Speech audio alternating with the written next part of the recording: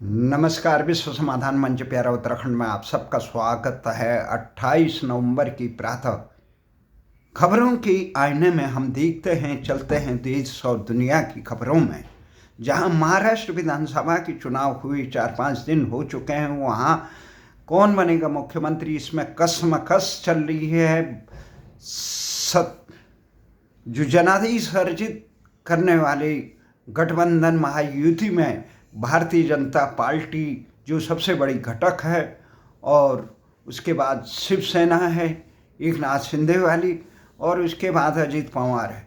इन तीनों में से कौन बनेगा? शिवसेना जहाँ तक कह रही है कि ये भारतीय जनता पार्टी ने इस प्रकार का कहीं उल्लेख नहीं किया था कि जिसकी ज़्यादा सीटें आएगी उसी को मुख्यमंत्री बना दिया जाएगा, परंतु कल उन्होंने ये भी घोषणा की भारतीय जनता पार्टी अगर जिसको भी मुख्यमंत्री बनाती है, अमित शाह और मोदी, तो हम उसको स्वीकार करेंगे। किंतु परंतु के उसमें कसमकस में आज दिल्ली में भारतीय जनता पार्टी आला नेतृत्व अमित शाह इस बात का समाधान करेंगे, और देवेंद्र फडणवीस जो मुख्यमंत्री के दावेदार हैं, भारतीय जनता पार्टी की तरफ से समझे जा रहे हैं उनको, और एकनाथ शिंदे शिवसेना के प्रमुख बनाए गए हैं भारतीय जनता पार्टी द्वारा, उनको, और अजीत पवार जो पवार की राष्ट्रवादी कांग्रेस को तोड़कर भारतीय जनता पार्टी को सत्तासीन करने के लिए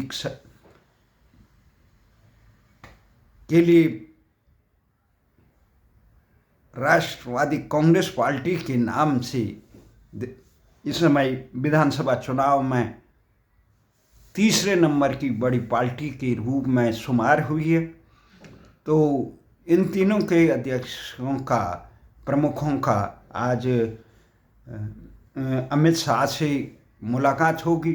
वहीं दूसरी तरफ झारखंड में आज हेमंत सोरेन फिर सत्तासीन होंगे। हेमंत सोरेन जो इंडिया गठबंधन के नेता हैं और झारखंड मुक्ति मोर्चा के नेता हैं, और सबसे बड़ी पार्टी के रूप में झारखंड विधानसभा चुनाव में उभरे हैं।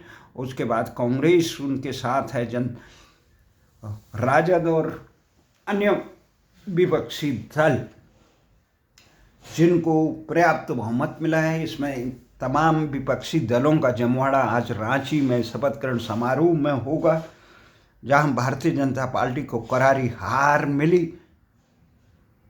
ये शपथ ग्रहण समारोह के दरकिनारे करते हुए हम एक प्रमुख खबर में आपका ध्यान आकृष्ट कराना चाहते हैं, जिसमें पूरे विश्व की नजर रहेगी। जहाँ तक कि अमेरिका के नवनिर्वाचित राष्ट्रपति डोनाल्ड ट्रंप ने कहा कि जिस प्रकार से बांग्लादेश में हिंदुओं सहित अल्पसंख्यकों की निर्मम दमन किया जा रहा है, उसके खिलाफ कोई बोल नहीं रहा है। तो उसी के तहत ये है कि ऐसी आशा की जा रही थी ट्रंप के सत्तारूढ़ होने के बाद बांग्लादेश के वर्तमान हुक्मरान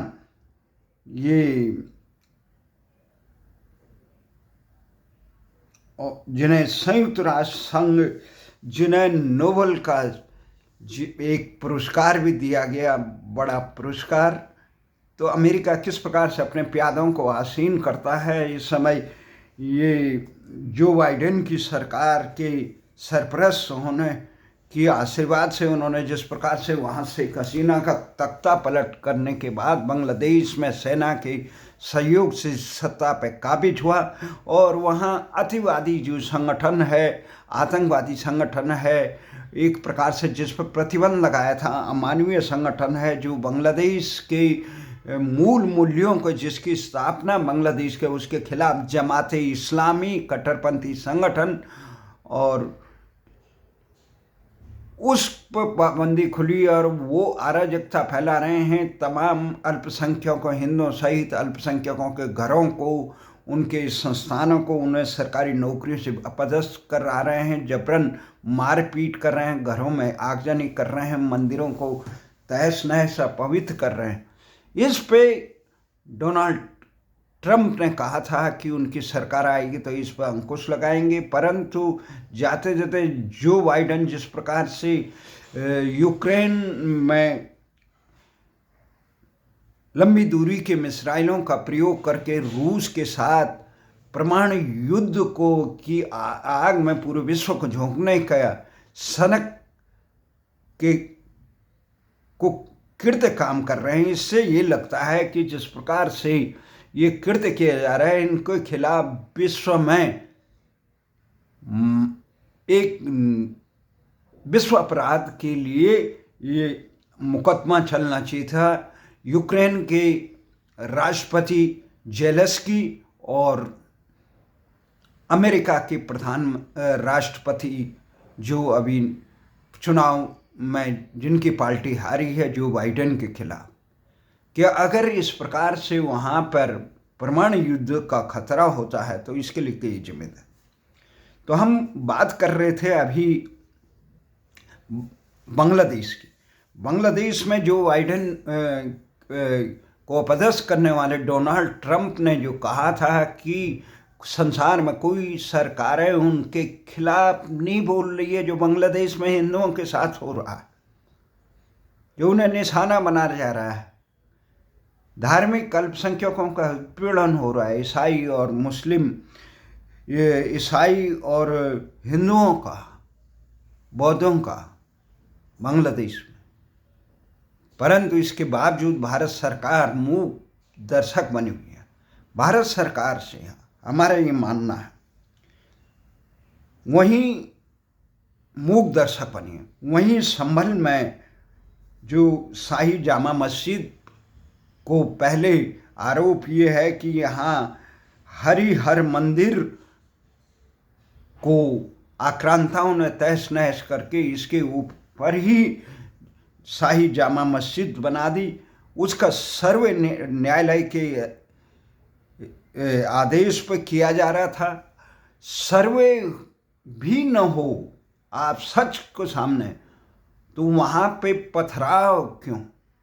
पथराव करने वालों के पक्ष में घड़ियाली आंसू बहाने वाले समाजवादी पार्टी और कांग्रेस के नेताओं को राष्ट्र से माफ़ी मांगनी चाहिए कि आप ये नहीं कह रहे हैं कि ये कानून का सम्मान करें, सर्वे होना दीजिए। वहाँ कम से कम सामने तो आना चाहिए कि ये हकीकत क्या है।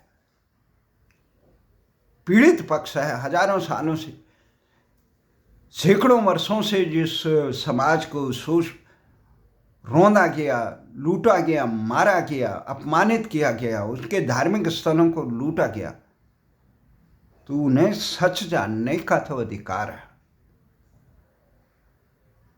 पहले ही जिस ढंग से सनातन समाज ने कहा था कि हमें राम जन्मभूमि, काशी विश्वनाथ और श्री कृष्ण जन्मस्थल दे दो, हम बाकी स्थानों पर भी विवाद को समाप्त कर दें, उस समय मुस्लिम समाज ने ये अपना नजरिया सामने नहीं रखा, अपना बुद्धिमत्ता का प्रयोग नहीं किया, और आज न्यायिक उस पर पथराव करेंगे।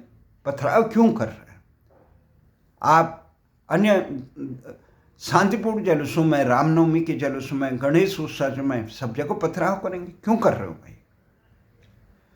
राजनीतिक दलों को अपने राजनीतिक रोटियां सीखने के बजाय देश और समाज को, जनता को सही दिशा में देने चाहिए। आप कानून को अपने हाथ में नहीं लीजिए, पथराव मत करिए। अगर आपके साथ गलत हो रहा है तो न्यायपालिका में मजबूती से उठाइए, कम से कम सच्चाई तो जग जाहिर होने दीजिए।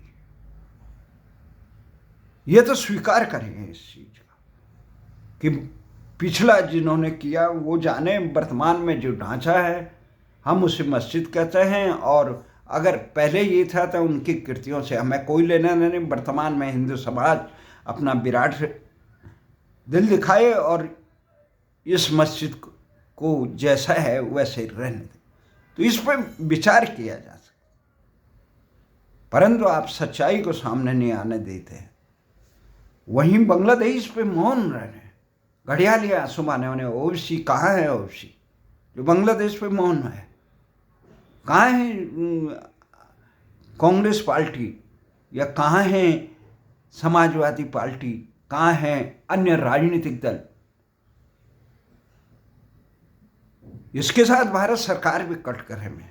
भारत सरकार को चाहिए था कि जिस तेजी से वो अपनी सत्ता के लिए महाराष्ट्र में की राजनीतिक दलों को, शिवसेना और राष्ट्रवादी कांग्रेस पार्टी को तोड़कर उनको संवैधानिक मान्यता दिलाती है और महाराष्ट्र की सत्ता में आसीन होती है चुनाव, उसी मजबूती से चाहिए था। रणनीति के तहत बांग्लादेश में जब हालत बिगड़ रही थी तो वहाँ पर हस्तक्षेप करते। दुनिया में इतना बड़ा हस्तक्षेप नाटो कर रहा है यूक्रेन में, तब तो कोई कुछ नहीं बोल। अमेरिका कर रहा है से तो कोई कुछ नहीं बोल रहा। भारत अपनी जिम्मेदारियों का पूर्व में लंका में बहन किया, फिजी में बहन किया, कई जगह भारतीय हितों की रक्षा के लिए किया। तो भारत को चाहिए था कि तमाशबीन न रहकर तुरंत एक्शन लेता। वहाँ पे साम दाम दंड भेद से ये जो अतिवादी हैं लोग हैं, जो अमानवीय लोग हैं, जो दूसरों को स्वीकार नहीं करते हैं, शांति प्रिय लोगों को, उन पे अंकुश लगना बहुत ज़रूरी है। हमारे यहाँ बांग्लादेश के प्रधानमंत्री यहाँ पे जब अराजक लोगों ने वहाँ पे अमेरिका और सेना के सहयोग से, पाकिस्तान के सहयोग से वहाँ पे सत्ता पर कब्जा कर दिया, तो बांग्लादेश की प्रधानमंत्री यहाँ भारत में शरण दी है। तो भारत सरकार अगर जागरूक रहती है तो समय पर वहाँ पे हस्तक्षेप, अभी भी भारत सरकार को बड़ी मजबूती से अल्टीमेटम देना चाहिए और वहाँ पे इस प्रकार की कार्रवाई करनी चाहिए कि ये जमात के जो लोग अमानवीय हैवान हैं, जो पाकिस्तान ISI के इशारे पे चल रहे हैं, उन पे अंकुश लगाया जाए। उनको बांग्लादेश से खदेड़ कर पाकिस्तान भेजा जाए कि अगर आपको पाकिस्तान से इतना प्यार है तो पाकिस्तान में रहिए। बांग्लादेश में जिसमें 32 लाख बंगाली मुस्लिमों को निर्मम हत्या की गई थी पाकिस्तान द्वारा, और भारत के सहयोग से जब बांग्लादेश के बंगाली मुस्लिमों को एक उनका देश बनाया गया था, उस मुजीबुर रहमान के इस बलिदान को नकारने का काम कर रहे हैं। जो लोग इस प्रकार के जो प्यादे बनकर अपने देश को तहस नहस करे, बांग्लादेश विकास की कुचाले मर रहा था, परंतु उसकी स्थिति डामाडोल कर। अब स्थिति ये है कि बांग्लादेश में भारत सरकार केवल बयानबाजी न करे, कोरी बयान, बहुत मजबूती से कड़ा स्टेप उठाए। भगवान राम, भारतीय संस्कृति ये कहती है कि शरणागत और अन्याय के खिलाफ हमेशा वोट दें। भगवान कृष्ण ने कुरुक्षेत्र में जाके किसी राजकाज की कामना से नहीं किया कि ये राज हमें लेंगे। भगवान राम ने लंका में ही इसलिए नहीं किया, रावण का वध इसलिए नहीं किया कि वहाँ पे राजकाज कब्जा करना। उन्होंने तो इसलिए क्या, परित्राणाय साधूनाम विनाशाय च दुष्कृताम धर्म संस्थापनार्थाय सम्भवामि। तो भारतीय संस्कृति से गुरु तेग बहादुर जी का बलिदान, गुरु गोविंद सिंह जी का बलिदान, ये तमाम हमारे महापुरुषों का ये बलिदान है जो भारतीय संस्कृति को अजर अमर करती है। तो इसलिए हमारा ये मानना है कि किसी भी ढंग से बांग्लादेश प्रकरण हो या सम्मल प्रकरण, तमाशबीन न होना चाहिए। जो अराजक लोग हैं उन पे किसी भी हद पर अंकुश लगना चाहिए और उस कार्य को बहुत शालीनता से निर्दोष लोगों की रक्षा करनी चाहिए बांग्लादेश में, अल्पसंख्यकों की। और जो लोकतंत्र विरोधी है, जमात से लेकर ये वर्तमान सरकार के जो लोग हैं, सेना में जो अराजक लोग घुस के हैं, उनकी छटनी करके उनको अगर पाकिस्तान से इतना प्रेम है, उन्हें पाकिस्तान में नहीं। तो दूसरी तरफ यहाँ पे वक्फ बोर्ड का जो एक असंवैधानिक कानून बनाया गया था सत्ता लोलुपता के लिए, उस पर अंकुश तुरंत लगाना चाहिए। परंतु यहाँ अभी ये दिखाई दे रहा है, हमें यह आशा था कि इसी सत्र में इस वक्फ बोर्ड के कलंक को मिटाने का काम करेंगे, क्योंकि हर एक समाज को जब इस प्रकार का कानून दिया जाएगा देश में संविधान काम करेगा। अभी संविधान की ये 75वीं वर्षगांठ पे ये जो दिखा रहे थे संविधान की किताब, राहुल गांधी संविधान की किताब दिखा रहे हैं, मोदी जी संविधान नमन कर रहे हैं, पर इनको नमन और दिखाने से नहीं, इसका पालन करना चाहिए। आम देश की जनता को, आप सत्ता में रहे या विपक्ष में रहे, पर देश की एकता, अखंडता, उसकी मजबूती और उसको विकास के पथ पर अग्रसर करने के लिए बने, न कि अपने मित्रों को, न अपने चहेतों को, अपने नकारे लोगों को देश की संवैधानिक पदों पर बिठाकर उसको तहस नहस करना या उनके संसाधनों को लुटाने के लिए। हमारा ये मानना है कि भारत सरकार को केवल राजनीतिक रोटियां सेकने के लिए, बयानबाजी देने के लिए काम नहीं करना चाहिए, अपितु भारतीय मूल्यों के लिए। अभी समल का प्रकरण में ये बहुत कठोरता से आना चाहिए। जो लोग अनावश्यक रूप से पत्थरबाजी कर रहे हैं, हिंसा कर रहे हैं, वो गलत है। मजबूती से कोर्ट में अपना पक्ष रखिए। देखिए, अगर ये चीज़ें वहाँ पे वास्तव में मंदिर था तो ये उसके लिए सार्वजनिक रूप से इस चीज़ को स्वीकार करना चाहिए और सनातन धर्म से, उदारता से इस वर्तमान मस्जिद के उसमें कहा जाना चाहिए, इस पर विचार किया जा सकता है। परंतु अपराध उस पर अजमेर में दरगाह शरीफ में, तो मैं भी इसी प्रकार का भगवान शिव का मंदिर का है, उस पर भी ये न्यायालय में गुहार लगाई है, न्यायालय ने उस याचिका को सुना।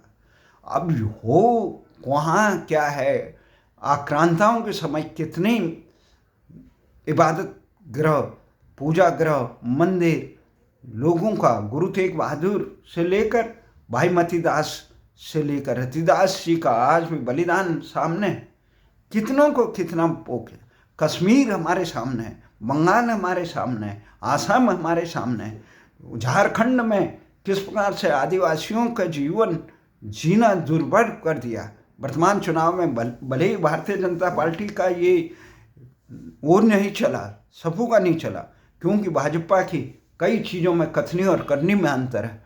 वो नकारे टाइप के लोगों को आगे करते हैं और मजबूत लोगों को पीछे कर देते हैं। तो ये तमाम है। कल ही हमारे परम मित्र, बड़े भाई से वरिष्ठ माँ भारती के महान सपूत गोपाल पांडे जी का निधन पे उनका दाह संस्कार भी लोधी रोड शमशान गृह में हुआ। उनके परिजनों द्वारा किया है, उनकी पुत्री द्वारा किया गया। अमेरिका से आई थी दोनों पुत्रियां। तो उनकी पत्नी ने जिस प्रकार से भारतीय संस्कृति को का वहाँ पे अनुसरण करते हुए कि ये देही मुक्ति का, वो बहुत आध्यात्म संपन्न महिला है। उनके सारा परिजन वहाँ पे थे, सारे तमाम पत्रकार साथी और उनके इष्ट मित्र जितने जानते, तो उनको हमने भावभीनी श्रद्धांजलि दी, अंतिम विदाई दी। समझ में नहीं आता है जीवन का इस अनंत यात्रा में निकलते हुए वो हमसे विदा लेके, भले ही स्थूल शरीर से में वो विद्यमान न हो, पर सूक्ष्म कारण शरीर में वो अपने इस सृष्टि में जहाँ भी होंगे भगवान श्री कृष्ण अपने अनन्य शरण में उनको प्रदान करे, शोकाकुल परिवार को सांत्वना देते हैं। इसके अलावा भारतीय संस्कृति के लिए समर्पित जितने भी साथी रहे, हमारे मित्र से लेकर जितने, उन सब को हम उनकी पावन स्मृति को नमन करते हैं। तो इसलिए ये कहा जाता है कि आप कब तक सत्ता में हैं, कब तक नहीं रहेंगे, महत्वपूर्ण है आप देश और समाज के लिए कितना करते हैं, लोगों का जीवन कितना सुधारते हैं, और आप सत्ता में कितने साल तक भी रहे। अगर आम जनता का जीवन दुश्वार हो रखा है तो आपकी सत्ता में रहने का कोई फायदा राष्ट्र को नहीं। इसी आशा और विश्वास के साथ भारतीय जनता पार्टी से लेकर कांग्रेस से लेकर तमाम दलों से ये आशा है और राष्ट्र को मजबूत करने के लिए करे। समाज में विभिन्न संप्रदायों के बीच राग द्वेष बढ़ाने के लिए नहीं, अपितु उन्हें सद्मार्ग दिखाए। जिस प्रकार से कांग्रेस और अन्य समाजवादी पार्टी चाहे अन्य अंध तुष्टिकरण के चक्कर में समाज को गलत दिशा देते हैं, सत्य से दूर ले जाते हैं, उन्हें ये नहीं कहते हैं कानून व्यवस्था का पालन करें, पथराव करने वालों की निंदा नहीं करते हैं, तो उस प्रकार समाज को गलत रास्ते पे चले जाता है। इसलिए किसी भी समाज का शोषण न हो, उनके अधिकारों का हनन न हो, जो भूत में हुई गलतियाँ हैं उनका प्रायश्चित और समाधान किया जाए और बड़े हृदय से इस राष्ट्र को मजबूत किया जाए। जय हिंद, जय भारत।